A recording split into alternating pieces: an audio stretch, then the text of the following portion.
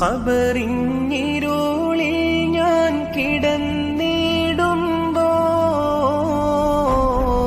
നൂറിൻ വെളിച്ചമായി കരം തരുമോ?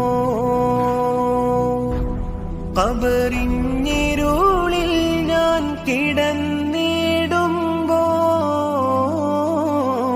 നൂറിൻ വെളിച്ചമായി കരം തരുമോ?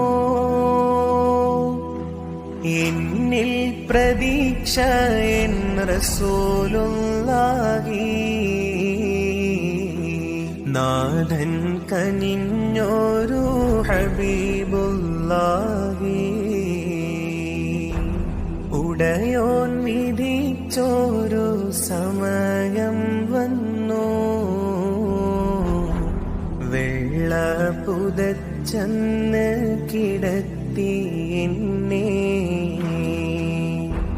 പലരും കാണാനായി തിടുക്കം കൂട്ടി,